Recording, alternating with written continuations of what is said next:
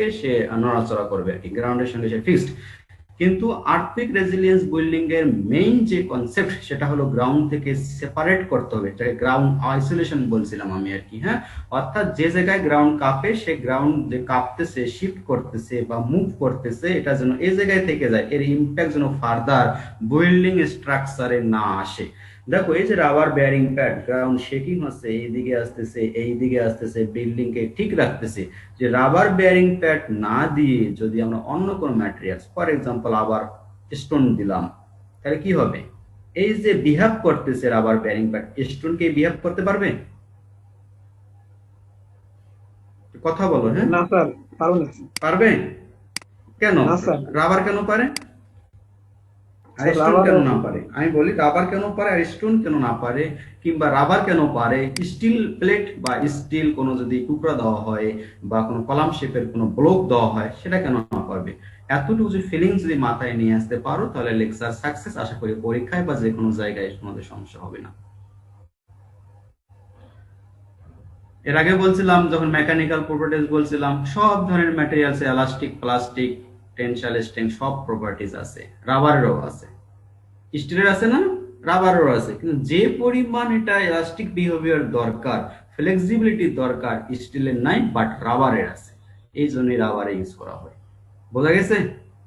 তাহলে এই যে দুটা জিনিস বললাম, এতটুকু তোমার পরীক্ষায় আর প্রিপারেশন কিছু করা লাগবে না, জাস্ট মাথায় নেবা, ভিডিওটা এক পলক দেখবা। এটা আর কিছু থিওরিটিক্যাল করানো হয়েছিল, ভুলকানাইজেশন, রাবারের প্রপার্টিস, সেটা তো এখানেই বললাম।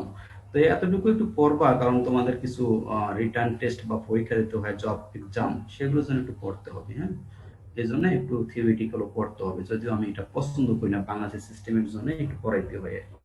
তো ঠিক আছে, তাহলে প্রিভিয়াস লেকচার এই পর্যন্তই, আজকে আমরা পড়াবো স্টিল করোশন।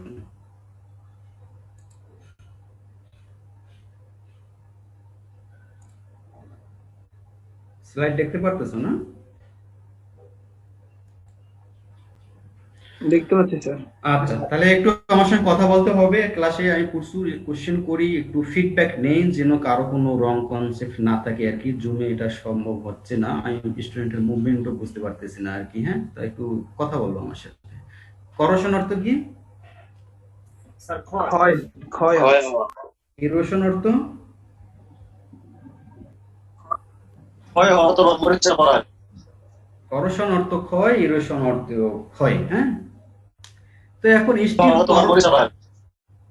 পড়াশোনার তো মরিচা পড়ানো, মরিচা ইজ রাস্ট। হ্যাঁ, আচ্ছা, করোশন অর্থ ক্ষয়, ইরোশন যেটা অক্সফোর্ড ডিকশনারি যদি যেটা দেখে থাকো তাহলে দুইটা মিনিংসই পাবা, করোশন অর্থ ক্ষয়, ইরোশন অর্থ ক্ষয়।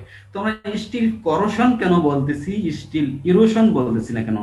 আবার তোমরা যদি এখানে পড়ো নাই এখনো, তোমার পলিটেকনিক্যালে মনে হয় পড়ছো ল্যান্ড সারফেস ইরোশন, মাটির ক্ষয়, সয়েল ইরোশন পড়ছো তাই না?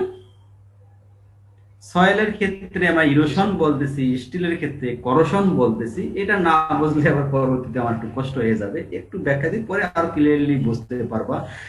ইরোশন অর্থ ক্ষয়, এটা হলো যখন একটা ম্যাটেরিয়ালস বা সয়েলে যে চিন্তা করি, যখন যে কম্পোনেন্টস বা পোরশনটা ক্ষয় হয়ে যাবে সেটা আর সেখানে থাকবে না।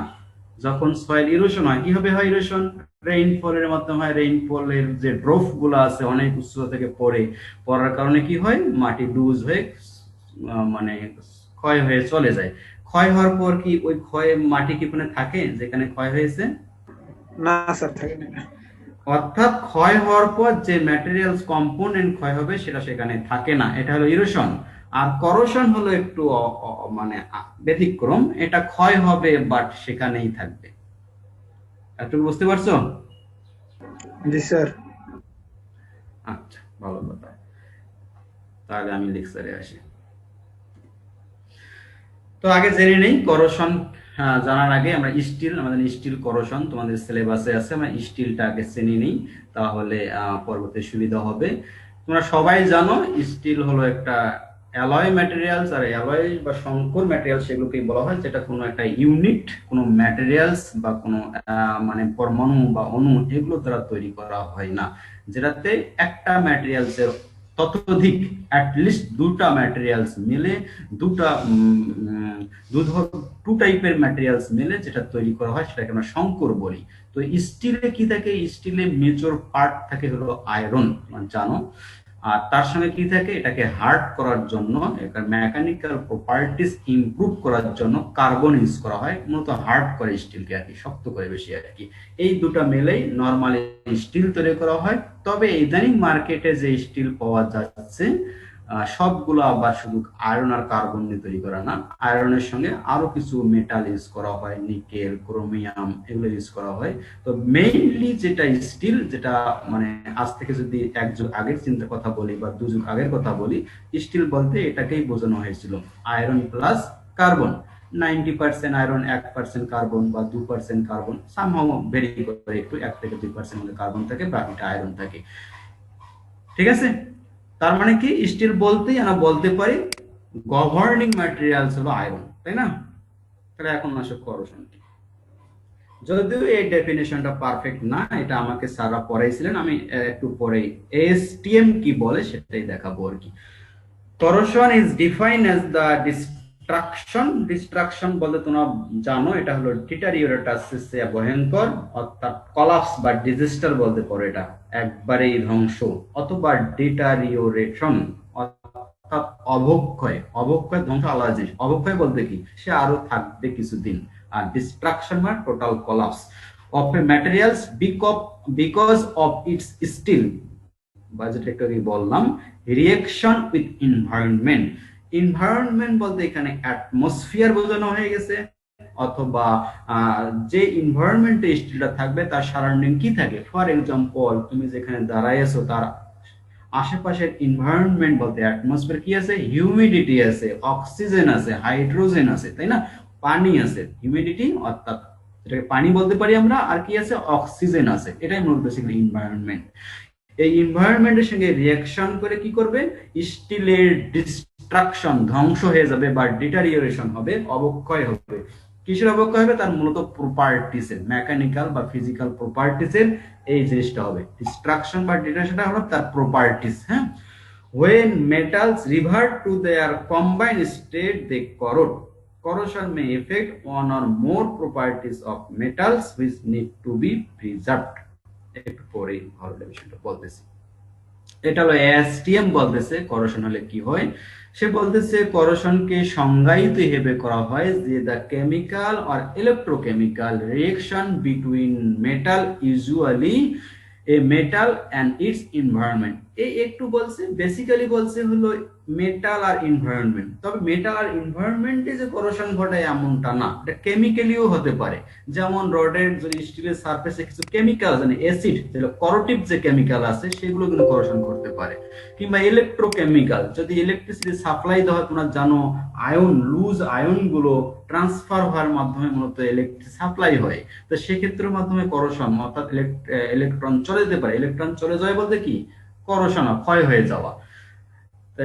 এটা বেসিক্যালি মেইনলি হয় না, কারণ আমরা ইঞ্জিনিয়ারিং পয়েন্ট অফ ভিউ থেকে, civil engineering point of view থেকে বলি, আমরা ইলেকট্রিক সাপ্লাইও দেই না, আর আমরা কেমিক্যাল ও স্ট্রাকচার ইউজ করি না। এই দুটা মেইন রিজনের না। এই জন্য এসটিএম বলছে বেসিক্যালি বা ইউজুয়ালি একটা মেটাল আর একটা হলো environment that's produce a deterioration. সে ডিস্ট্রাকশন বলে নাই, ডিটারিওরেশন হবে, অর্থাৎ আস্তে আস্তে অবক্ষয় হবে। কারণ একটা স্ট্রাকচার করোশনের কারণে ডিস্ট্রাকশন একবারে হয় না, দেখবা যে আস্তে আস্তে সে বাড়তে বাড়তে ক্ষয় হইতে হইতে, অবক্ষয় হইতে হইতে এক সময় হয়তো সে ডিস্ট্রাকশন হবে। এই জন্য এর আগে ডেফিনিশনটা একটু রং কনসেপ্ট ছিল।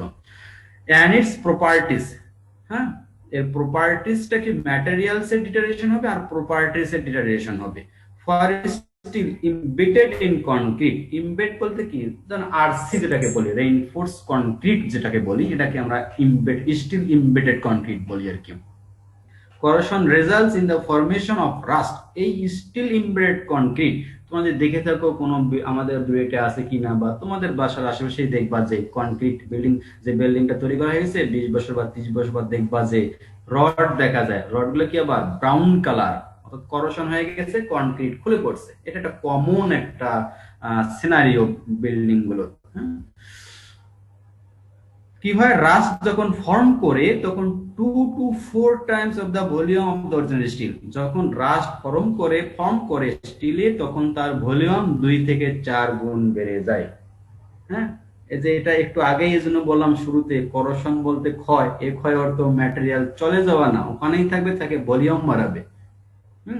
and none of the good mechanical properties, এবং যখন রাস্ট করবে তখন মেকানিক্যাল প্রপার্টিস আর ভালো থাকবে না। corrosion also produce pits holes in the surface of reinforcing steel, এটা অনেক সময় স্টিলের সারফেসে গর্ত করে বা একটা অংশ চলে যায় আর কি স্টিল থেকে, reducing the strain capacity as well as result of the reduced cross sectional area। এই একটা conflict part, mechanical properties reduce হবে কেন, কিভাবে, একটু পরেই দেখাচ্ছি, বুঝবো আশা করি। তবে এখানে বলতেছে 2 থেকে 4 গুণ ভলিউম বেড়ে যায়, আবার শেষের দিকে বলতেছে ক্রস সেকশন এরিয়া কমে যায়। উল্টা হয়ে গেল না? হ্যাঁ, একটু পরেই দেখাবো আসলে কার ক্রস সেকশন এরিয়া কমে আর কার বাড়ে। হ্যাঁ, বোঝা গেছে? এই হলো করোশনের কমন সিনারিও। আজকের লেকচারের পুরো টার্গেটটাই হলো স্টিল করোশন কিভাবে হয়, আর হলে তার ইম্প্যাক্টটা বিল্ডিং এ কি, আর কি করলে এটা হবে না সেটা ধারণা, অর্থাৎ এই ফিগারের সিনারিও বোঝা কেন এটা হচ্ছে, আর এটা যেন না হয় সে বিষয়ে কি কি আমরা স্টেপ নিতে পারি, এতটুকুই পড়ানো টার্গেট। ঠিক আছে? আচ্ছা, তো এরকম বিল্ডিং তো দেখছো তাই না? জি স্যার। আচ্ছা, তাহলে একটু মাথায় নাও, এরকম বিল্ডিং দেখছো কেন হচ্ছে চিন্তা করতে থাকো। তার আগে আমি একটু থিওরিটিক্যালটা শেষ করে দেই, করোশন হলে কি হয়, তারপর আমি আবার এই স্লাইডে আসবো। এই স্লাইডে দিয়ে লেকচার শেষ হবে।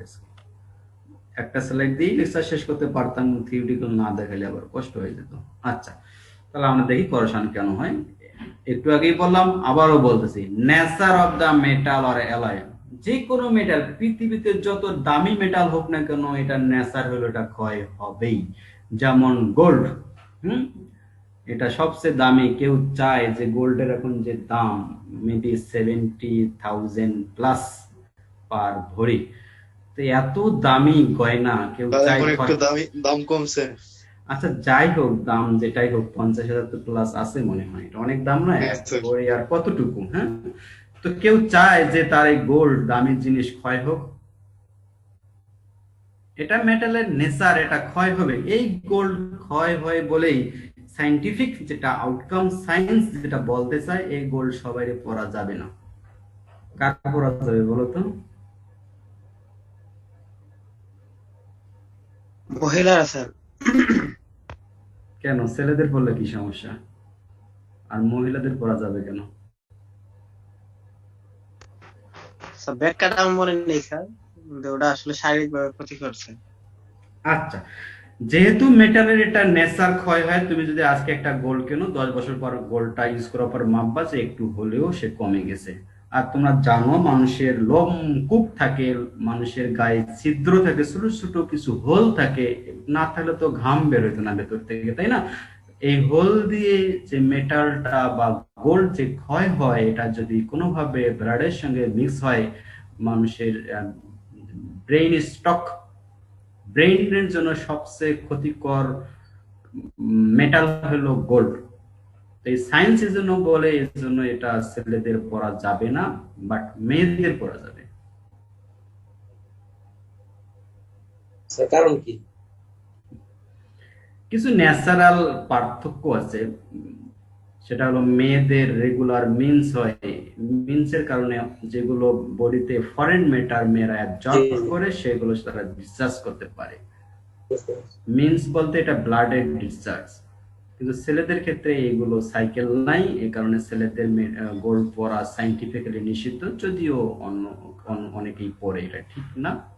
সায়েন্সকে অবক্ষয় না মানার কোনো উচিত নেই, ধর্মীয় ভাবেই এটা নিষিদ্ধ হয়তো বা আছে, আমার বিশ্বাস আছে।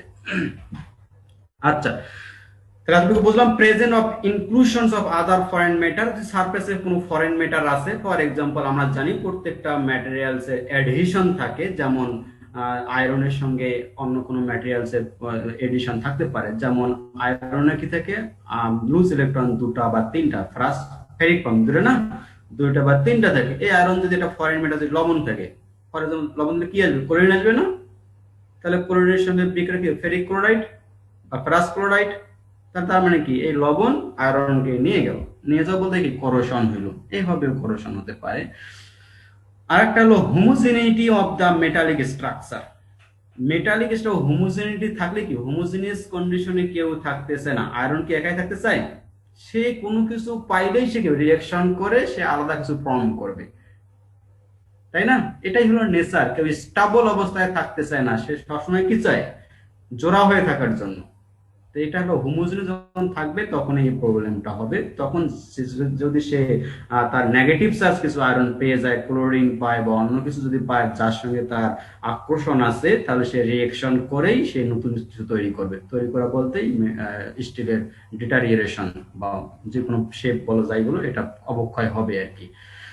তো একটু আগে যেটা বললাম যে এক্সাম্পল দিলাম যে ক্লোরিন, হ্যাঁ, এটা ক্ষয়, এটা বাস্তব উদাহরণ। তোমরা বাংলাদেশে বিশেষ করে coastal area, even Khulna, Bagerhat, হ্যাঁ, এই জোনগুলোতে দেখবা যে গ্রাউন্ড ওয়াটারে প্রচুর ক্লোরিনেশন থাকে, স্যালাইনিটি থাকে, পানিগুলো লবণাক্ত কিছুটা, খেতে লবণ লবণ লাগে, তাই না? কারো বাসা আছে ওইদিকে খুলনা বাগেরহাট? জি স্যার, ওনার তো অনেক হয়েছে। তোমরা পানি কিভাবে খাও?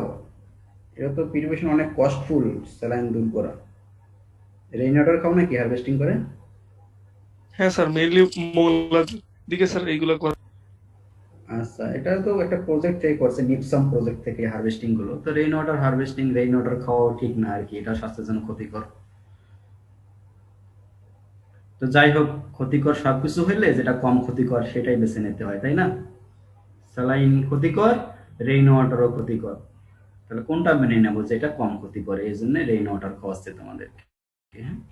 আচ্ছা, তো কিছু কিছু পুরাতন বিল্ডিং এ হয়তো বা এখন নাই, ইভেন ভার্সিটিতেও ছিল, প্লাম্বিং সিস্টেম তোমরা শুনে থাকো হয়তো। এই প্লাম্বিং সিস্টেমে তোমাদের যে প্লাম্বিং তো এখন সবগুলো প্লাস্টিকের, আগে ছিল মানে মেটালের ছিল, হ্যাঁ, আয়রনের ছিল আর কি।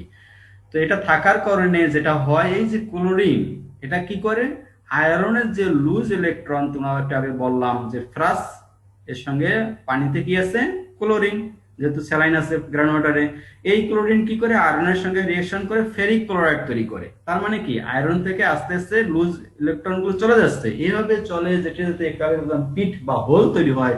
মূলত এটাই ওই ভার্সিটি গুলো হয়েছিল আর কি, যার কারণে কেউ যে নিচতলার বাথরুমে বসে, উপরতলার বাথরুম থেকে এই লিকেজ হয় আর কি, হ্যাঁ, ওয়েস্ট ওয়াটার লিকেজ হয় আর কি, মূলত এটাই ক্লোরিন থাকার কারণে।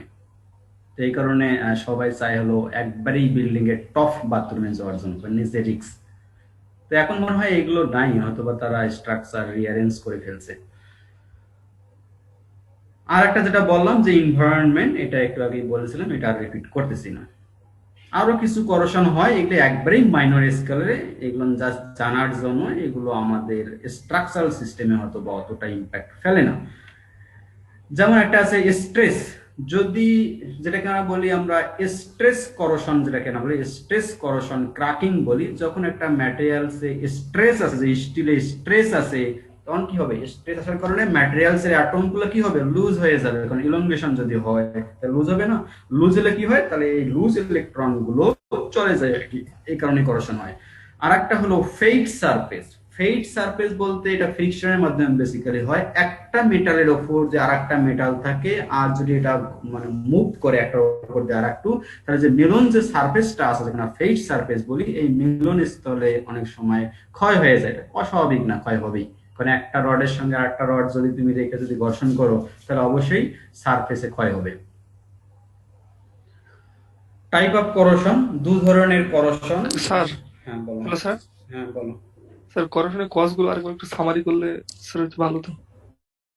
হ্যাঁ, মেইন কারণ এখনো আসি নাই, যেগুলো বললাম এগুলো মাইনর স্কেলে, তুমি একটু দেখে নিও, মেইন কারণটা একটু সামনে আসতেছি, হ্যাঁ, ঠিক আছে? দু Okay, sir. ধরনের করশন, একটা হলো ওয়েট করশন, আর একটা হলো মানে নর্মাল এনভায়রনমেন্টে করশন। দেখো, এটা হলো নর্মাল বা ড্রাই এনভায়রনমেন্টের জন্য করশন, আর এটা হলো ওয়েট করশন। ওয়েট করশনটা সব সময় বেশি হয়, হ্যাঁ, কারণ আমরা করোশন যে কারণে বললাম H2O, হিউমিডিটি আর অক্সিজেন সবচেয়ে ওয়াটারেই বেশি থাকে, ঝরনা বেশি থাকে এয়ারে, এয়ারে তো এত থাকে না, হিউমিডিটি তো এত ওয়াটার থাকে না কিংবা অক্সিজেন থাকে না, বাট ওয়াটারে ডিজলভ অক্সিজেন অনেক থাকে, আবার পানি H2O এটাও বেশি থাকে, এই কারণে ওয়েট করোশনটা বেশি হয়। এ আরো কিছু করোশন, এগুলো জাস্ট এগুলো আসলে আমাদের সিভিল পয়েন্ট অফ ভিউতে অতটা জরুরি না, জাস্ট এগুলো করোশন হয়, এগুলো যারা মেকানিক্যাল ইকুইপমেন্ট বানায় তাদের জন্য কিছুটা গুরুত্বপূর্ণ, এগুলো জাস্ট এক লোক দেখে নেবা আর কি। এখন আসলে করোশনের কারণে স্ট্রাকচারের ফেইলর যে রিসার্চ ইন্ডিয়া, মানে এটা হলো একটা স্ট্যাটিক্যাল রিপোর্ট, 33% স্ট্রাকচার কলাপস করে হলো করোশন, আর রিমেইনিং গুলো বিভিন্ন ভাবে কলাপস করে। এখন আসলে করোশন কিভাবে, যেটাকে রাস্ট বলছিলাম, এই যে একটু আগে একজন কোশ্চেন করলো এটা কিভাবে হয়, এখন এখানে দেখাচ্ছি ডিটেলস। হ্যাঁ, স্টিল কিভাবে রাস্টে ফর্ম হয়, আর রাস্ট হলে কি হয়, এই যে এরকম রাস্ট, এরকম তো হয় না, এটা বড় করে বোঝানোর জন্য দেখানো আর কি ফিগারে। তোমার দেখবা যেরকম রডের সারফেসে ব্রাউন কালার রাস্ট, হ্যাঁ কিভাবে হয় দেখো, বেসিক্যালি দুটো রিঅ্যাকশনের মাধ্যমে হয় আর কি। এট ফার্স্ট স্টিলে একটু আগেই বলছিলাম আয়রনেই থেকে বেশি, এই আয়রনের লুজ ইলেকট্রন থাকে, এটা কি হয় অ্যানোডিক রিঅ্যাকশনে কি হয় ইলেকট্রন ছেড়ে দেয় আর কি, তাই না? এই ছেড়ে দেওয়া ইলেকট্রন কে নেবে, অ্যাটমসফিয়ারে কি আছে, পানি আছে আর হাই অক্সিজেন আছে, এই ইলেকট্রন গুলো সে নিয়ে এই ফর্ম করবে, হাইড্রোক্সাইড ফর্ম করবে। তারপর কি করবে, এই আয়রনটা যখন অ্যাটমসফিয়ারের সঙ্গে আসবে, এটা হলো ফুল রিঅ্যাকশন, হ্যাঁ, তখন ফ্রাস হাইড্রোক্সাইড ক্রিয়েট করবে, অর্থাৎ আয়রনের সঙ্গে লুজ এইটা ক্রিয়েট করে, তখন আয়রন আর থাকবে না, তখন এই ফর্মটা ক্রিয়েট করবে। হ্যাঁ, যখন আরো ফার্দার যখন এই অ্যাটমসফিয়ারিক থেকে এই হিউমিডিটি, ওয়াটার বা অক্সিজেন সে রিঅ্যাকশন করবে, তখন আলটিমেটলি এই টার্মটা ফর্ম করবে, এটা ফেরিক অক্সাইড আর পানি। এটাকেই মূলত আমরা রাস্ট বলি। একটু চিন্তা করো, একটু আয়রন ছিল, এই আয়রনের সঙ্গে ধর কত কিছু যোগ হয়ে গেছে, তার মানে কি ভলিউম বাড়বে না? আগে ছিল শুধু আয়রন, আয়রন কি করছে, রিঅ্যাকশন করে এত কিছুকে ডেকে নিয়ে আসছে তার কাছে, এটা ভলিউম বাড়বে না? জি স্যার। এই জন্য ভলিউম বাড়ে। এখানে দেখো কিভাবে হয়, এই যে লুজ আয়রন অ্যাটমসফিয়ারে এটা থাকে, এটা রিঅ্যাকশন করে আলটিমেটলি এটা ফর্ম করে। এটা খুবই সিম্পল কেমিক্যাল রিঅ্যাকশন। এই যে অ্যানোড ইলেকট্রন ছেড়ে দেয়, আর ক্যাথোড অ্যাটমসফিয়ারিক এনভায়রনমেন্ট রিসিভ করে আলটিমেটলি এই ব্রাউন কালার রাস্ট তৈরি করে, যেটা তোমার বিল্ডিং এ দিলে, যেটা বললাম একটু আগে, তার সামারি এখানে আছে। এখন আসো করোশন মেজারমেন্ট। করোশন হবে কিভাবে আমরা মেজার করব, তার হলো এটা হলো তার ফর্মুলা, এটা হলো লস অফ ওয়েট, এটা হলো টোটাল সারফেস এরিয়া, আর এটা হলো এক্সপোজার টাইম, কতদিনের জন্য আমরা ক্রিয়েট মানে অ্যানালাইসিস করব। হ্যাঁ, এটা মিলিমিটার পার ইয়ার, বা এক বছরে কতটুকু ক্ষয় হলো এই ইউনিটে এটা বের হবে। দেখো ওয়েট লসটা কি বের করবো, ফর এক্সাম্পল তুমি একটা 2 ফিট 10 মিলিমিটার বা 15 মিলিমিটার সাইজের রড নিলা, ওয়েট নিলা, তাই না? ওয়েট নিয়ে এটা বাইরে ফেলে দেবা, তাহলে করোশন করবে না? ইনভায়রনমেন্টাল রিঅ্যাকশনে করোশন ফর্ম করবে, লুজ ম্যাটেরিয়ালস দিলাম একটু আগে যেটা বললাম এরকম ফর্ম করবে।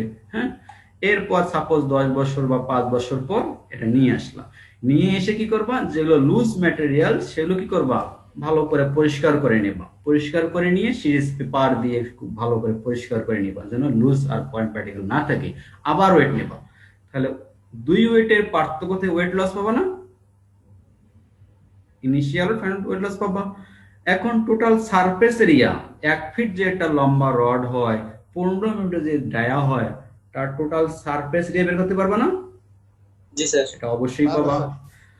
যদি 10 বছরের জন্য যদি তুমি জানতে চাও, তাহলে টির মান 10, হ্যাঁ, তাকে 365 টি ভ্যালু হবে ডেজে, যদি 10 বছরের জন্য বের করতে চাও, তার মানে এটা জাস্ট তুমি ইয়ারই নেবা আর কি। হ্যাঁ, ডেজে যদি বছর টির ভ্যালু, জাস্ট এটা দ্বারা ভাগ দিয়ে ইয়ার, যদি সরাসরি ইয়ার বসালেই হবে, তখন এরকম করার দরকার নেই, ঠিক আছে? তাহলে আলটিমেটলি যে রেজাল্টটা আসবে, এত ওয়েট লস হলো। হ্যাঁ, তো হ্যাঁ বলো স্যার, আর্দ্রতা অবস্থায় রেখে দিলে সেক্ষেত্রে তো উপরে সারফেস এরিয়াটা পরে কম বেশি হতে পারে, সেক্ষেত্রে যে টোটাল সারফেস এরিয়াটা এটা কি একদম প্রথমেরটা নিব না? হ্যাঁ, ইনিশিয়াল সারফেস এরিয়া। হ্যাঁ, তারপর করশন হলে তারপর ভালো করে সিরিজ কাগজ দিয়ে তুমি এটা পরিষ্কার করে নেবে, না হলে তো ওয়েট বাড়বে, আরো বাড়বে না, জি স্যার। লস তো পাবা না, ওয়েট বেশি হবে। হ্যাঁ, এই জন্য পরিষ্কার করে নেবে, লুজ আয়রন গুলো চলে যাবে, ওয়েট লস হবে। হুম, এটা হলো একটা স্ট্যাটিস্টিক্যাল রিসার্চের কিছু গাইডলাইন্স। করশন এর মধ্যেই হইলেই স্যাটিসফ্যাক্টরি, এর চেয়ে বেশি স্যাটিসফ্যাক্টরি না, এটাই হবে। এখন আসো ভলিউমেট্রিক চেঞ্জ 2 গুণ থেকে 4 গুণ যে বললাম কিভাবে, দেখো আয়রন আছে, আয়রনের সঙ্গে যখন অক্সিজেন যোগ হবে আস্তে আস্তে ভলিউম বলো, আস্তে আস্তে আলটিমেটলি যখন রাস্ট ফর্ম করবে তখন দেখো কত ভলিউম বেড়ে যায়, 2 থেকে 4 গুণ যে বলছে এটা আসলেই সত্য। হয়তো এত বড় বাড়ে না, কারণ তার আগেই তো বিল্ডিং কোলাপস করে।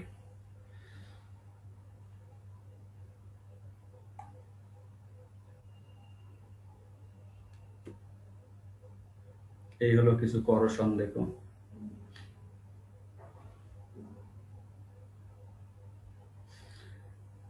তাহলে কেন করশন হয়, কিভাবে হয়, হইলে কি হয়, সবাই মনে হয় একটু বুঝছো।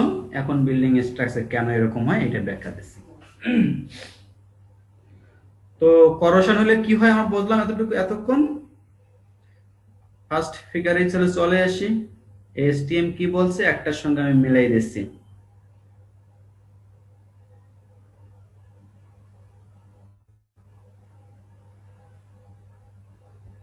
এসটিএম, তাহলে এসটিএম বলতেছে 2 থেকে ভলিউম বেড়ে যায়, এটা শিওর তোমরা বুঝতে পারো তাই না?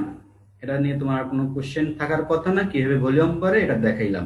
এখন দ্বিতীয় বলতেছে যে ক্রস সেকশনাল এরিয়া কমে যায়।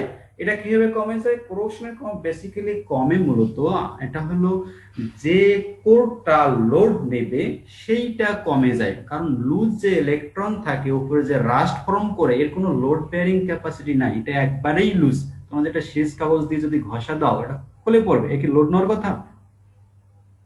মূলত এই রাশটাই ভলিউম বাড়ায়।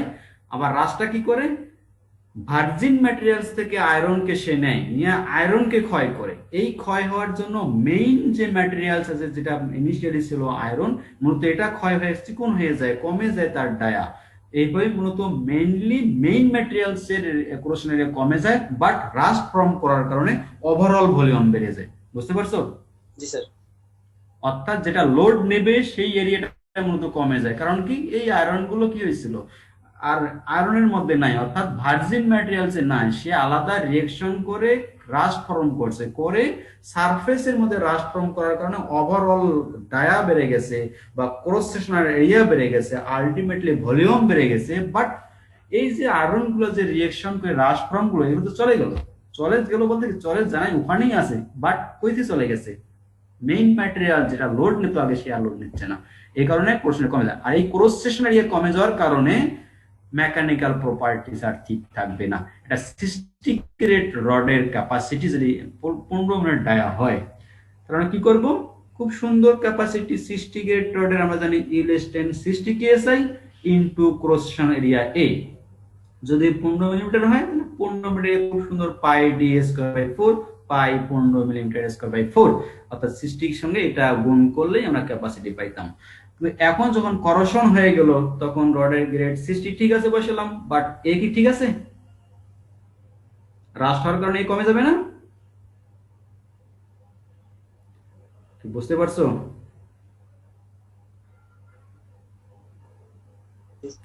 সুন্দর।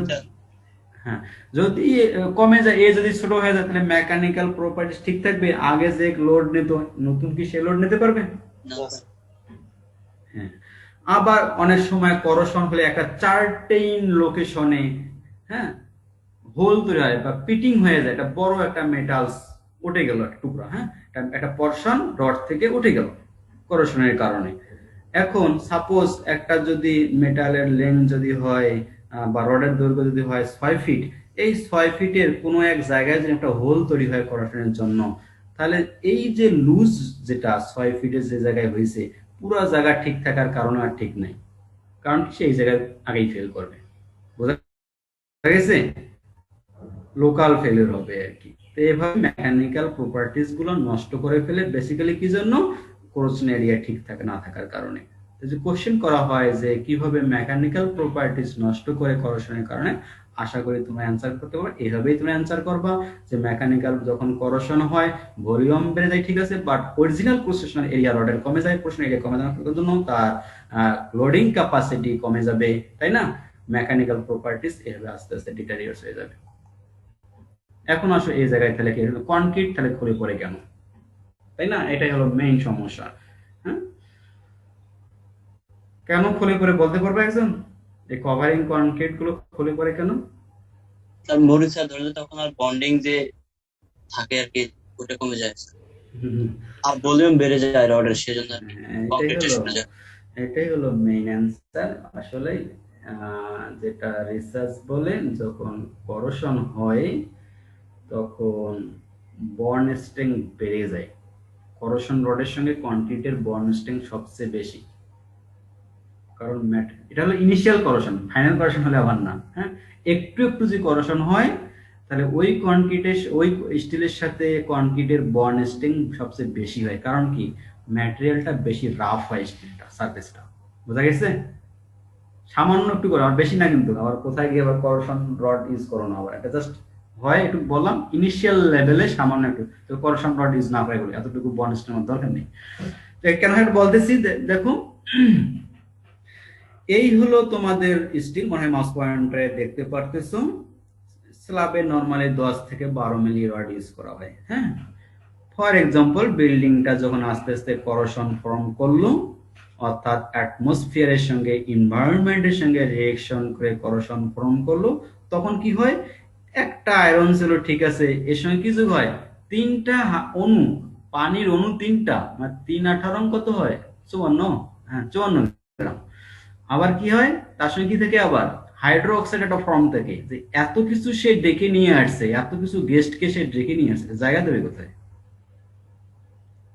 বুঝতে পারতেছো? আগে ছিল একটা আয়রনের জায়গা। হ্যাঁ, ইনিশিয়াল স্ট্রাকচার ছিল, যখন করশন ফর্ম করলো তখন কি করলো, একটা আয়রন কাকে কাকে ডেকে নিয়ে আসলো? রাষ্ট্রের ইয়ে কি দেখো তো,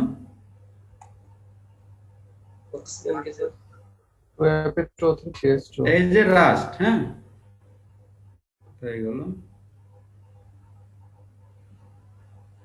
হ্যাঁ, এই যে রাস্ট, 2টা আয়রন। হ্যাঁ, সাপোজ এটা হলো ইনিশিয়াল স্টিল, এই 2টা আয়রন, ইনিশিয়ালি 2টা আয়রন ছিল, তারপর কনক্রিট ঢালাই করলাম। এ কি করলো, এতগুলো অতিথিকে ডেকে নিয়ে আসলো, সে জায়গা দেবে কোথায়? কংক্রিটকে সরিয়ে দিবে। হ্যাঁ, এই যখন কনক্রিট গেস্ট নিয়ে আসছে, এখন গেস্টকে তো অপমান করা যাবে না, তখন সে কি করে, কনক্রিটের উপর এনারমাস স্ট্রেস ক্রিয়েট করে, আউটওয়ার্ড থ্রাস্ট ক্রিয়েট করে, তখন কভারিং কনক্রিট গুলো খুলে পড়ে। বোঝা গেছে? জি স্যার। বন্ড স্ট্রেংথের কোনো ভূমিকা এখানে নাই। কারণ কি, যখন এই কভারিং কনক্রিট গুলো খুলে পড়ে, দেখবা যে এর সঙ্গে কিছু রডের টুকরা লেগে থাকে ছোট ছোট, তাই না? মানে কি, রড তার সারফেস থেকেই এই রাস্টটা আলাদা হয়ে যায় একটাই। বোঝা গেছে? আগে কনক্রিটটা ছিল কার সঙ্গে বলতো, স্টিলের সাথে, তাই না? যখন করশন ফর্ম করলো, সারফেসে যখন রাস্ট ফর্ম করলো, তখন কার সঙ্গে কনক্রিট, কভারিং কনক্রিট রাষ্ট্রের সাথে। রাস্টের সাথে। এখন এত লুজ, জাস্ট আছে সারফেসে, কিন্তু আসলে কি স্টিলের মতো শক্তিশালী হতো? তখন এই কনক্রিটের উপর যখন ভলিউম বেড়ে যায়, অতিথিকে সে জায়গা দিতে চায়, তখন এই অতিথি জায়গা দেওয়ার কারণে এই কভারিং কনক্রিটের উপর চাপ তৈরি করে, আস্তে আস্তে এগুলো খুলে পড়ে।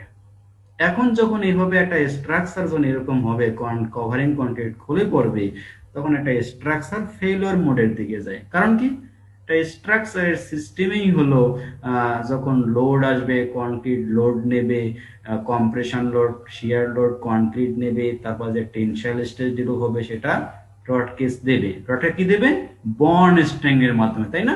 এখন তো কনক্রিটেই না, এখানে বন্ড স্ট্রেংথ আবার স্টিলের সাথে কি হবে, হবে এই জায়গাগুলোতে বন্ড স্ট্রেংথ হবে ভালো। রডেই দেখা যাচ্ছে কনক্রিট নাই, বন্ড স্ট্রেংথ বলতে কি, কনক্রিট আর রডের বন্ড স্ট্রেংথ। এখন আছে এক বন্ধু আর এক বন্ধু নাই, বন্ড স্ট্রেংথ কেমনে হবে? এই জন্য একটা স্ট্রাকচার আস্তে আস্তে ফেল করে। যখন এরকম ভয়াবহ হয়ে যায় তখন এই স্ট্রাকচার গুলোকে কি করা হয়? বর্জন করা হয়, হ্যাঁ, রিজেক্ট করা হয় স্ট্রাকচার, তারপর সে কোনো একদিন ফেল করে। বুঝতে পারছো কেন কভারিং কন্টেন্ট খুলে পড়ে? বন্ড স্ট্রেংথের জন্য বলে কিন্তু মার্কই দেব না। সবাই বুঝতে পারছো?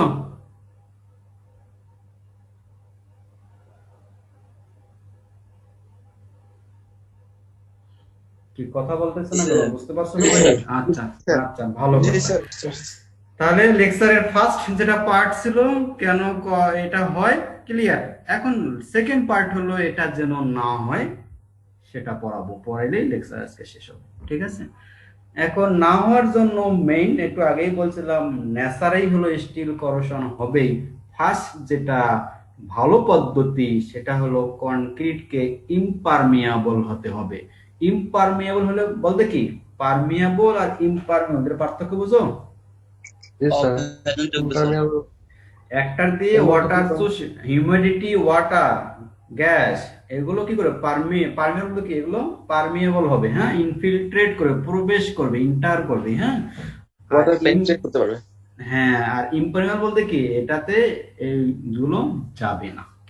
বোঝা গেছে? যেমন তোমরা দেখবা যে কিছু কিছু বিল্ডিং আছে, বৃষ্টি হইলে স্ল্যাব চুয়াই চুয়াই পানি আসে, তাই না? আসে না? দেখো না এরকম? জি স্যার। এটা হলো পারমিয়াবল। আর কিছু কিছু বিল্ডিং আছে দেখবা যে কখনো চুয়াই আসে না, এটা হলো কি, ইম্পারমিয়াবল। হ্যাঁ স্যার। এটা ইম্পারমিয়েবল হয়তো বা, বাট আসলে ইম্পারমিয়েবল কিনা বলা মুশকিল। ফর এক্সাম্পল, একটা বিল্ডিং যে 10 তলা হয়, উপরতলা বাদ দিলাম, মাঝে যে বিল্ডিংটা আছে এখানে তো জীবনেই বৃষ্টি পানি বা কোনো ধরনের পানি আসবে না। আসবে কি? এখানে কি আছে? অ্যাটমসফিয়ারে হিউমিডিটি, ওয়াটার আছে আর অক্সিজেন আছে। এটা যেন কোনোভাবে অক্সিজেন যেন, এইগুলো যেন কোনোভাবেই যেন রডের সারফেসে কনক্রিট ভেদ করে না যায়, এটাই হলো ইম্পারমিয়েবল কনক্রিট। এই জন্য শুরুতেই বলছিলাম যে একটা কনক্রিট তার স্ট্রেংথ কতটুকু যুক্তিযুক্ত এটা আমার কাছে ভিত্তিহীন। আমার কাছে যেটা জরুরি হলো এটা কতটুকু ইম্পারমিয়াবল। এর স্ট্রেংথ যদি 100, যদি তোমার 10,000 পিএসআইও হয় কনক্রিটের, আর যদি পারমিয়াবল হয়, তাহলে এটা হতে বেশি দিন লাগবে না, 10-20 বছর হলে এটা হয়ে যাবে। স্যার ইমপারমিয়েবল আর কিভাবে করা যায়? তোমার আলামিন স্যার পড়াচ্ছে, এটা তো আমি কনক্রিট পড়াই না, আছে কিছু পদ্ধতি আছে। তারপর আমাদের একটু সামারি বলেন যাতে আমি বুঝতে পারি। স্যার কি সিমেন্ট পড়াইছে? না স্যার, গত ক্লাসে শুরু করছিল, নেট প্রবলেমের জন্য হয় নাই। আচ্ছা, স্যার পড়াক, আমি ফাইনালি কিছু গাইডলাইন্স দেবো, হ্যাঁ। একবারেই এটা মানে যে 100% যে পারমিয়াবল ইম্পারমিয়াবল, এটা অনেক চ্যালেঞ্জিং ইস্যু আর কি। তবে যতটুকু কমাতে পারবো, ফর এক্সাম্পল এটা 20 বছরে এরকম হলো যে না হয়ে যদি আমরা ইম্পারমিয়াবল প্রপার্টি ইমপ্রুভ করতে পারি, সাপোজ 60% ইম্পারমিয়াবল করলাম, তার মানে কি এটা আরো বেশি সাস্টেইন করবে বিল্ডিংটা। যেটা 20 বছর হওয়ার কথা ছিল, হয়তো সেটা আরো 80 বছর পর হবে। আমরা এটাই চাই। বোঝা গেছে? 100% ইম্পারমিয়েবল করা খুবই চ্যালেঞ্জিং, তবে যেন খুবই ভালো মানের ইম্পারমিয়েবল হয় এটাই আমাকে ইনশিওর করতে হবে। একটু জানতে চাচ্ছি, হ্যাঁ, মেইনটেনেন্স করার কোনো পদ্ধতি নেই স্যার এটা? এগুলো হ্যাঁ আছে, জ্যাকেটিং বলে, জ্যাকেটিং করা যায়, ফ্যারো সিমেন্ট জ্যাকেটিং করে অনেক সময়, এগুলোকে ভালো করে ওয়াশ আউট করে লুজগুলো ভেঙে ফেলে তারপর ফেরো সিমেন্ট জ্যাকেটিং করা যায়। আছে ট্রিটমেন্ট, আছে প্রসেস আছে, করে লাভ নেই। মানে তোমাদের রিপেয়ারিং কস্ট অনেক হাই, ভেঙে ফেলে নতুন করাই ভালো। এই জন্য ফার্স্ট টার্গেট হলো আমি বিল্ডিং করতেছি, ম্যাটেরিয়াল সিলেকশন খুব জরুরি, বিশেষ করে কনক্রিট, হ্যাঁ, ভালো কনক্রিট। এই জন্য তোমার সাবকন্টিনেন্টে শুধু ব্রিক এগ্রিগেট ইউজ হয়। এটা অলরেডি ইন্ডিয়ান যে কোড আছে, আইএস ইন্ডিয়ান স্ট্যান্ডার্ড, এরা কোড দিয়ে রেস্ট্রিক্টেড করে দিয়েছে কনক্রিটে ব্রিক ইউজ করা। তো বাংলাদেশে এখনো মেইন সোর্সেই হলো কনক্রিটের হলো ব্রিক চিপস। ব্রিক চিপসে অনেক ঝামেলা আছে। কি ঝামেলা বলবো? তুমি 1 কেজি স্টোন পানিতে রাখো আর 1 কেজি ব্রিক যদি পানিতে রাখো, কে বেশি পানি শোষণ করবে? কেন? পানি কোথায় গেল ব্রিকের? ছিদ্র ছিদ্র পৌঁছে গেল। ওটা কারণ কি ব্রিক এগ্রিগেট বেশি পারমিয়াবল, জি স্যার পারমিয়েবল। এই জন্য এটা ইউজ না করে। ও যত স্ট্রেং দাও, ব্রিকের স্ট্রেং বেশি আসে না, একটা প্রপার্টিজ ভালো ব্রিক এগ্রিগেটের, সেটা হলো বন স্ট্রেংটা একটু মানে ভালো দেয় আর কি, কারণ ব্রিকের সারফেসটা বেশি রাফ। হ্যাঁ, এই স্টোনটা অনেক স্মুথ না, টেক্সচারটা। জি, স্যার। টেক্সচার পড়াইছে স্যার? স্যার কোন এগ্রিগেট টেক্সচার পড়াইছে? টেক্সচার পড়ে না এগ্রিগেট, তাহলে কি পড়ছো? তো পরে তো রাফ হয়নি প্রজেক্টটা। হ্যাঁ, টেক্সচার করতে হবে, টেক্সচার খুবই গুরুত্বপূর্ণ, এই টেক্সচারের উপর অনেক কিছু ডিপেন্ড করে। হ্যাঁ, টেক্সচার পড়ে না এগ্রিগেটের কথা হলো। আচ্ছা, হয়তো স্যার পড়াবেন। তাহলে কি কেন হয় ক্লিয়ার? আর আমি আশা করি পরে বলবো, অ্যান্সার দেবো আর কি, কিভাবে ইম্পারমিয়াল মেকানিজমটা বলবো আর কি। হ্যাঁ, আর কিভাবে করা যায় এটা তোমরা হয়তো একটু ধারণা পাবা, আর তো তোমাকে আরো স্টাডি করতে হবে, মেকানিক্সটা শুধু বলবো আর কি। এখন আসো তাহলে আমাদের এটার জন্য না হয় ফার্স্ট টার্গেট আমাদের কি, কনক্রিটকে ইম্পারমিয়াল হবে। ইম্পারমিয়াল কি হবে? ফরেন যে ম্যাটার গুলো যেগুলো করোশন ঘটা সেগুলো প্রবেশ করতে পারবে না, যে যার মতো সে তার মধ্যেই থাকবে। ক্লিয়ার? এখন যদি ইম্পারমিয়েবল করা না যায়, আর কিছু স্টেপ আছে, তাহলে আমাদেরকে এই রেইনফোর্সমেন্টকেই, যে রড বা স্টিল যেটা ইউজ করি, যে স্টিলটা ইউজ করি সেটাইকে আমরা ট্রিটমেন্ট করতে হবে, যেন এই রিঅ্যাকশন গুলো না হয়। বোঝা গেছে? আচ্ছা, তাহলে একটু একটু পড়াচ্ছি কিভাবে স্টিলকে ট্রিটমেন্ট করতে হয়। একটা হলো কনক্রিটকে ট্রিটমেন্ট বন্ধ করতে পারি, আর একটা হলো স্টিলকে ট্রিটমেন্টের মাধ্যমে। এখন স্টিল করোশন কিভাবে রোধ করা যায় একটু দেখাচ্ছি। এখন দেখো দেখো অনেকগুলো প্রসেস আছে, সেগুলো আসলেই করা যায়, কিন্তু বেসিক্যালি ফিজিবল যেটা, সেটাকে একটু বেশি হাইলাইট করব, আর যেটা ফিজিবল না সেটা বেশি হাইলাইট করার চেষ্টা করব না। তোমরা জানো আমাদের অনেক ধরনের আমরা স্টিল ইউজ করি, যেমন ব্লেড, কাঁচি, বা অনেক কিছু ইনস্ট্রুমেন্ট বা ইকুইপমেন্ট ইউজ করি, এগুলো কিন্তু সহজে মরিচা পড়ে না, তাই না? পরে কি? জি না স্যার। হ্যাঁ, এগুলো আসলে স্টিলকে প্রসেস করে নেওয়া আর কি। হ্যাঁ, স্টেইনলেস স্টিল বলে এগুলোকে। বোঝা গেছে? এটা কিভাবে তৈরি করা হয় একটা একটা করে বলি শুরু থেকেই। ফার্স্ট যেটা মানে বেশি করা হয়, কোটিং দা মেটাল, যেটাকে না ইপক্সি কোটিং, একটু পরেই আমি দেখাবো আর কি। মেটালের সারফেসটাকে, অর্থাৎ যেটা করোশন হয়, অর্থাৎ আয়রনটাকে যদি আমরা কোটিং এর মাধ্যমে ঢেকে দেই, যেন বাইরে থেকে যদি ওয়াটার বা গ্যাস আসে সেটা আয়রনের কাছে যেতে না পারে, তাহলে কি রাস্ট ফর্ম হবে? না স্যার হবে না। ফর এক্সাম্পল, একটা স্টিলের টুকরা আছে, তুমি ভালো করে প্লাস্টিক দিয়ে চেপে রাখলা, পেঁচায় রাখলা, করোশন হবে?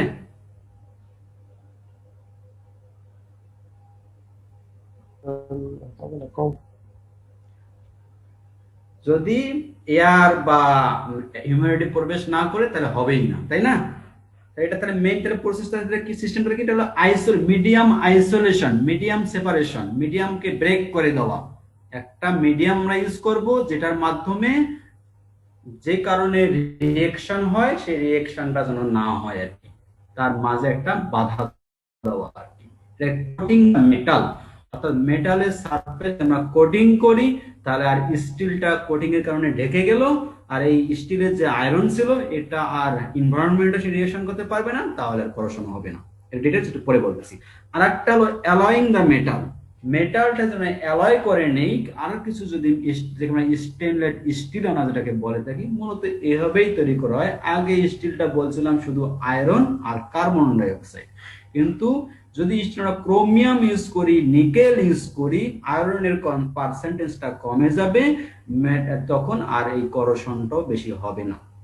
ঠিক আছে? যে সারফেসে যদি ক্রোমিয়াম থাকে, নিকেল থেকে, আয়রন যদি কমে যায়, তাহলে করোশন কম হবে না। এটাকে আমরা স্টেনলেস স্টিল বলি তখন, কারণ নাকি করোশন রোধী স্টিল, মূলত এই যে ক্রোমিয়াম আর নিকেল ইউজ করার জন্য। এখন যেটা কোটিং বলছিলাম, মূলত এটাকে ইপক্সি কোটিং বলা হয়। এরকম রড তোমরা দেখছো মার্কেটে? দেখে নিতেছি। আচ্ছা, দেখো নাই? আচ্ছা, এটাকে ইপক্সি কোটিং বলা হয়।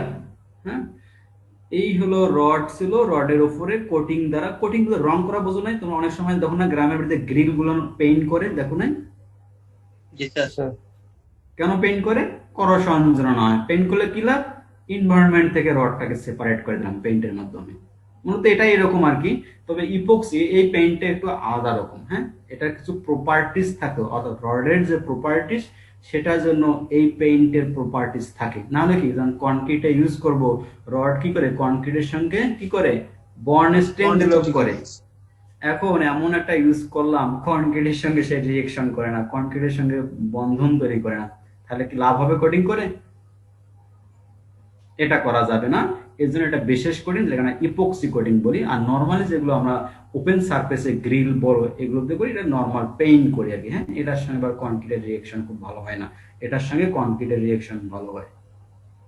কিভাবে করা হয়? খুবই ইজি আর কি। সারফেস প্রিপারেশন, অর্থাৎ সারফেসে যেগুলো যদি কোনো রাস্ট থাকে, ইমপিউরিটিস থাকে, সল্ট থাকে, এটা ভালো করে ওয়াশ করে ড্রাই করে নেব সারফেস।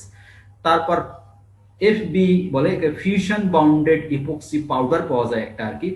হ্যাঁ, রেডিমেড পাউডার পাওয়া যায়। এটা এই টেম্পারেচারে আমরা একটা ফিউশন বলতে কি গলানো, তাই না? গলিয়ে নেব, গলিয়ে নিয়ে জেল ফর্ম করবো আর কি। তারপর রডের সারফেস এটা স্প্রে করে দেবো, স্প্রে করে দেবো। এই মূলত জন্য থিকনেসটা 250 থেকে 500 মাইক্রোমিটার হয়। যখন স্প্রে করা হয়ে গেল, তারপরে এটা কুইশনিং স্টেজ, ওয়াটার দ্বারা ঠান্ডা করে নেব। ওয়াটার দ্বারা যখন ঠান্ডা হয়ে যাবে তখন এটা বলো। স্যার নিচে স্টেজ 4 and 5 দেখা যাচ্ছে না, কি একটা জানি বেশি আছে মনে হয়। এই যে এইটাই ঝামেলা করতেছে, এটা হাইড করবো কি করে? স্যার আপনি পিডিএফ কি দিয়ে দিয়েছেন ইএলপি তে? দেইনি, আপলোড করবো এখন, এই ক্লাস শেষে আপলোড করে দেবো। আচ্ছা দেখো, এখন দেখাচ্ছে না, যখন কোটিং করা হয়ে গেল, খুবই সহজ তো। সারফেস ফিউশন তো বুঝছো। তারপরে যেটা ফিউশন বাউন্ডেড ইপক্সি পাউডার আছে, এত টেম্পারেচারে এটা আমরা ফিউশন করে নেবো, গলিয়ে নেব। গলিয়ে নিলে কি হবে? এটা লিকুইড ফর্ম হবে, হ্যাঁ, জেল ফর্ম হবে। তারপরে কোটিং কি করবো না, এটা রডের সারফেসে স্প্রে করবো। এই এই থিকনেস যেন হয়, এমন ভাবে স্প্রে করে যেন এই থিকনেস হয় আর কি।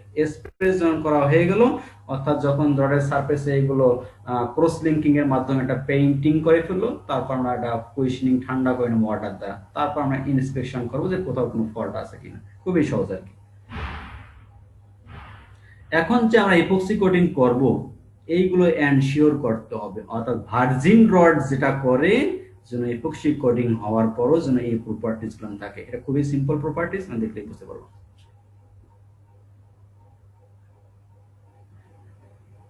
এইগুলো আর একটা হইলো তোমার অ্যানোডিক ইনহিবিটরস, ক্যাথোডিক ইনহিবিটরস। এগুলো কিছু কিছু ইকুইপমেন্টের জন্য করানো হয় আর কি। এটা হলো ফাইনাল। দেখো, গ্যালভানাইজেশন তোমরা পরে এডমিশনে পড়ে আছে, তাই না? জিঙ্ক কোটিং বা গ্যালভানাইজেশন তোমরা পড়ো নাই? জি স্যার। স্যার তো এইগুলো কি আমার স্ট্রাকচারে যে মানে এত পরিমাণ রড ইউজ করি, এইভাবে কি জিঙ্ক দ্বারা কোটিং করা সম্ভব? না স্যার।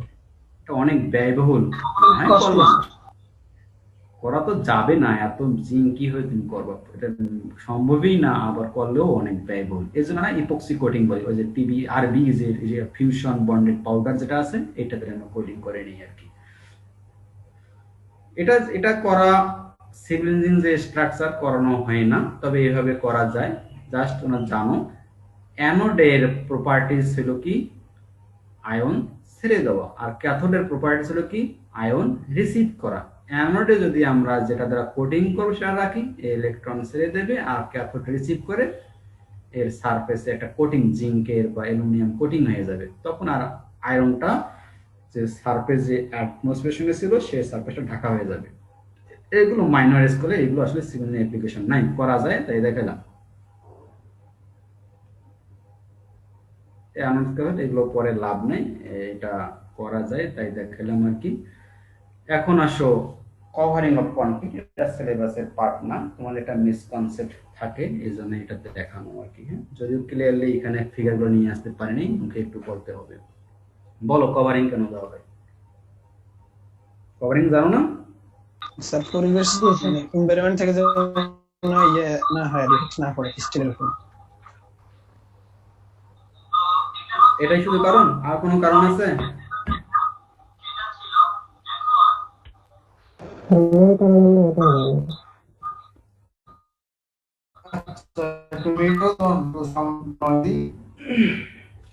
আচ্ছা বলি, তোমরা জানো হয়তো এটা অনেক বড় বড় ইঞ্জিনিয়াররাও আমি দেখছি জানে না, ইভেন আমাদের কিছু প্রফেসরকেও আমি দেখছি বোঝেন জানে না এটা। কভারিং যেটা কনসেপ্ট, যেটা এটা 50% কনসেপ্ট নিয়ে সবাই কভারিং দেয়, সেটা হলো যেটা এসিআই বলছে যে যেন সাফিসিয়েন্ট কভারিং দিতে হবে, যেন করোশন ফর্ম না হয়।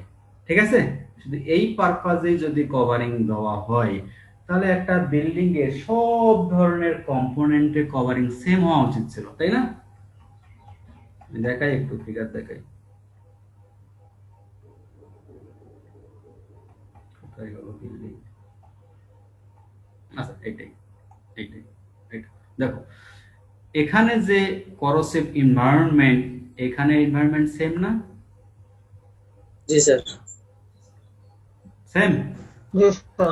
যদি তাহলে এই কলামে যে কভারিং দেওয়া হয় কিংবা এই বিমে যে কভারিং দেওয়া হয়, এই স্ল্যাবে কভারিং কি সেম দেওয়া হয়? না স্যার, ভিন্ন দেওয়া হয়। না স্যার, অনেক কম দেওয়া হয়। কেন? এখানে যদি 0.75 ইঞ্চ নরমালি দেয় আর কি, এটা দিলেই যদি মানে তোমার যেটা বললাম যে করোশন না হবে এই পারপাজে দিলাম, তাহলে এখানে তো 0.75 ইঞ্চ দিলেই হইতো, এখানে বেশি দেবো কেন? এর মধ্যে হইতে পারে যে স্ল্যাবে তো রিইনফোর্সমেন্টের পার্সেন্টেজ কম, কলামে বেশি, যদি করেশন না হয় না, এটা এটা এটা না, এটা হলো কি করোশন যেন না হয় এজন্য কভারিং তোমরা দিচ্ছ, তাই না? যদি এখানে 0.75 ইঞ্চ থিকনেস কনক্রিট যে কভারিং দিলেই যদি মনে করি না এই করোশন আর স্টিলে যাবে না, করোশন মিডিয়া, তাহলে এখানে না যাবে, এখানে তাহলে দিলাম না কেন, বেশি দিলাম কেন কভারিং? বুঝতে পারছো জিনিসটা কি বলতে চাচ্ছি? জি স্যার।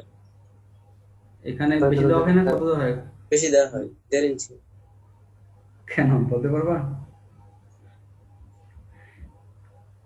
স্যার এমনও তো হইতে পারে যে পার্সেন্টেজ, রডের পার্সেন্টেজ বেশি, সেজন্য করেশন হইলে ভলিউম বেড়ে যেতে পারে, তো সেই ক্ষেত্রে পার্সেন্টেজ যেহেতু টোটাল ক্রস সেকশন না, বেশি, একটু কাছাকাছি আছে, পার্সেন্টেজ না। আসলে করোশন শুধু এই পারপাজে দেওয়া হয় না, যেটা জানোই, তবে হ্যাঁ এটা একটা গুরুত্বপূর্ণ পার্ট কভারিং এর, যে করোশন যেন না হয় এজন্য সাফিসিয়েন্ট কভারিং দিতে হবে। তো মেইন আর একটা পার্ট হলো রডের সাইজ। কভারিং এর যে সাইজটা সেটা হবে রডের সাইজের রেসপেক্টে। বুঝতে পারছো? জি স্যার। কিন্তু আমরা তো স্যার রডের ডায়া যত বেশি হবে কভারিং তত বেশি হবে। স্ল্যাবের যে কভারিং ফিক্সড এটা বলা যাবে না, 0.7 তোমরা জানো সবাই, যদি স্ল্যাবে যদি 16 মিলি রড ইউজ করো তখন 0.75 ইঞ্চ দেওয়া যাবে না। 16 মিলির জন্য কোর্ট কত রিকমেন্ড করে সেটাই দিতে হবে। সবাই ক্লিয়ার? কভারিং শুধু যে এইটাই যে তোমরা থাম রুলটা মৌসু করে রাখছো, এটার জন্য কি জানি তোমরা বলো 2-3 সেন্টিমিটার বলবা, এটার জন্য বলবা, এটার জন্য 1.5 সেন্টিমিটার বলবা, এগুলো একটাও ভ্যালিড না। কভারিং এর রিলেশন হলো কার সাথে? রডের ডায়ের সাথে। কিন্তু স্যার যে রডের ডায়া যত বেশি তার কভারিং তত বেশি হবে। কেন বেশি হবে? কারণ একটা 10 মিলি রডের যে ভলিউম বাড়বে করোশনের জন্য, আর 20 মিলি রডের ভলিউম আরো বেশি বাড়বে, পারবে না? জি স্যার। জি স্যার। তাহলে 10 মিলি রডের ভলিউম বাড়ার জন্য এ যে পরিমাণ আউটথ্রাস্ট ক্রিয়েট করবে, আর 20 মিলি হলে আরো বেশি করবে না? তাহলে কভারিং আরো স্ট্রং করতে হবে না? বোঝা যাচ্ছে? তো এই জন্য এটা মাথায় রাখবা, এটা তোমার সিলেবাসের পার্ট না। হ্যাঁ, জানার জন্য যে বলো। স্যার ডায়া থেকে কভারিং বের করার ফর্মুলাটা? কোনো ফর্মুলা নাই, বিএনবিসি বা এসিআই দেখবা, রডের এগেইনস্টে বলছে যে 16 মিলি হয় তাহলে কভারিং এত, যদি 20 মিলি হয় তাহলে এত, 25 মিলি হলে এত, সরাসরি ভ্যালু দেবো। হ্যাঁ, এখন গাইডলাইন্স নেই, রিলেশন নেই, বোঝা গেছে? পরে দেখবা এটা মিনিমাম কভারিং আছে এত, এটা দিতেই হবে। তারপর যদি রডের সাইজ এক্সিড করে তাহলে তার রডের সাইজের এক্সপেক্টে দিতে হবে। বোঝা গেছে? চোখ বন্ধ করি, কভারিং সব রডের জন্য সমান দেওয়া যাবে না। আরো দুটো কারণ আছে, এটা এই কম বয়সে বুঝবো না, এটা স্যাররা হয়তো পড়াবে হয়তো যখন বিম ডিজাইন করাবে।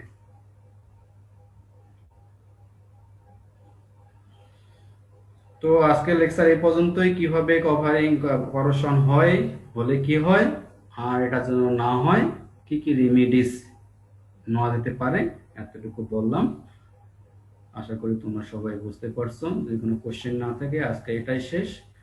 আর একটা কোশ্চেন ছিল তোমাদের, কিভাবে ইমপারমিয়েবল করা যায়, এটা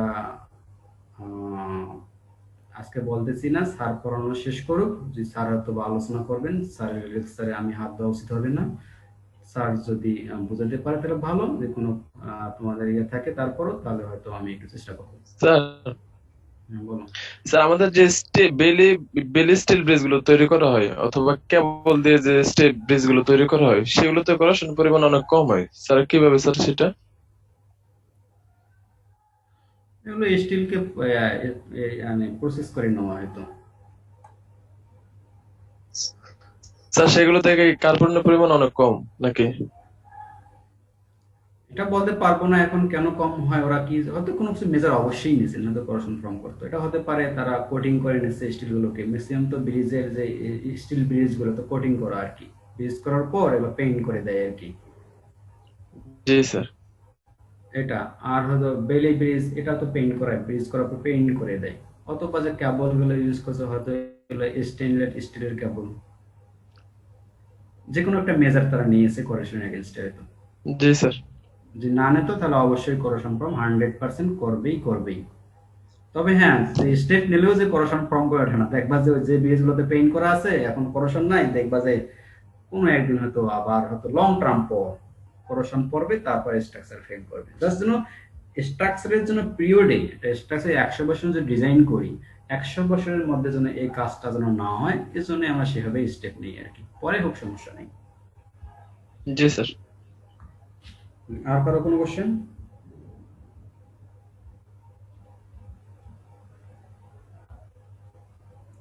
বুঝতে হবে, না বুঝলে কিন্তু পরীক্ষা স্যার অ্যান্সার করতে পারবো না। আর আমি আগেই বলছি, সারাদিন রুমে পড়ে লাভ নাই, যদি ক্লাসে মনোযোগ দিয়ে বোঝো, আর যতটুকু বোঝাতে যাচ্ছে এতটুকু বুঝলে পরীক্ষা অ্যান্সার করতে পারবো।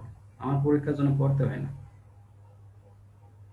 মেমোরাইজিং আমার মোটেও পছন্দ না। তবে তারপরেও তোমাদের কিছু করতে হয়, এই বাংলাদেশের ব্যাট সিস্টেমের জন্য কি সব পরীক্ষা। একটা স্টুডেন্ট ইঞ্জিনিয়ারিং এ পড়তেছে, তাকে পরীক্ষার জন্য বাংলা পড়তে হয়, ইংলিশ পড়তে হয়, ইতিহাস পড়তে হয়।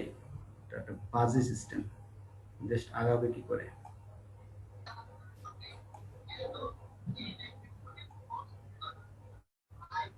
স্টুডেন্টরা এরা ইঞ্জিনিয়ারিং এ ভর্তি হয়েছে, প্যারালালি টেবিলে রাখে বাংলা বই, অঙ্ক বই, ইংলিশের বই, মানে এরকম অদ্ভুত কান্ট্রি পৃথিবীতে কোথাও আছে কিনা আল্লাহ ভালো জানে।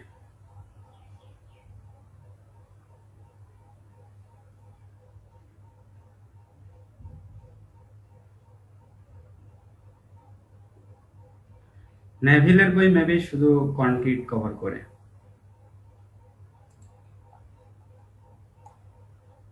আর কোনো কোশ্চেন আছে তোমাদের? না হলে আমি মিটিং ইন করে দিলাম আর স্লাইড তোমাদের ইএলপি তে আপলোড করে দিচ্ছি।